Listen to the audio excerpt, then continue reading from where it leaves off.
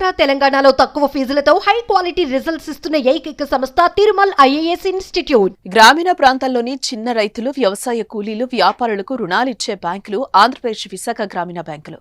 ఉమ్మడి తెలుగు రాష్ట్రాల్లో ఎన్నో ఏళ్లుగా ప్రజలకు మత సేవలను అందిస్తున్నాయి. అయితే ఇకపై తెలంగాణలో ఆంధ్రప్రదేశ్ విశాఖ గ్రామీణ బ్యాంకులు కనిపించవు. ఏపీజీవీబీ బ్యాంకులు తెలంగాణ గ్రామీణ బ్యాంకులో విలీనం కానున్నాయి. గ్రామీణ బ్యాంకుల్ని మరింత పటిష్టపరిచే ఉద్దేశంతో కేంద్రం ఒకే రాష్ట్రం ఒకే గ్రామీణ బ్యాంకు నినాదం నేపథ్యంలోనే విలీనం జరుగుతోంది. మొత్తం తెలంగాణ వ్యాప్తంగా 493 ఏపీజీవీబీ శాఖలు టీజీబీలో విలీనమవుతాయి. ఈ విలీనంతో రాష్ట్రంలో తెలంగాణ గ్రామీణ బ్యాంకు శాఖలు 435 నుంచి 928కు పెరగనుంది.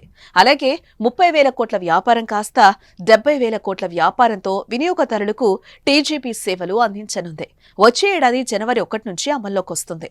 విలీనం తర్వాత దేశంలోని అతిపెద్ద గ్రామీణ బ్యాంకుల్లో ఒకటిగా తెలంగాణ గ్రామీణ బ్యాంక్ అవతరించనుంది. ఈ విలీన ప్రక్రియలో భాగంగా 4 రోజుల పాటు ఆయా బ్యాంకుల్లో సేవలకు అంతరాయం కలగనుంది. విలీన ప్రక్రియ డిసెంబర్ 28 నుంచి జనవరి 1 వరకు జరగనుంది. దీంతో అన్ని రకాల బ్యాంకింగ్ సేవలు 4 రోజులు నిలిచిపోనున్నాయి. మొబైల్ బ్యాంకింగ్, యూపీఐ, ఏటీఎం, ఖాతాదారుల సేవా కేంద్రాల్లో సేవలకు అంతరాయం కలగొచ్చు. అయితే ఎవరికైనా ఖాతాదారులు అత్యవసరంగా నగదు కావాలంటే 30-31 తేదీలో 10,000 వరకు విత్డ్రా చేసుకునే సౌలభ్యాన్ని తెలంగాణ గ్రామీణ బ్యాంకు కల్పించింది.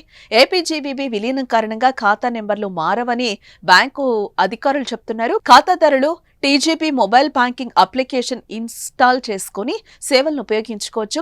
Account number TGB UPI register చేసుకోవాలి. ఉమ్మడి ఆంధ్రప్రదేశ్ లో వరంగల్ ప్రధాన కేంద్రంగా ఏపీజీవీబీ 2006 మార్చి 31న ఏర్పడింది.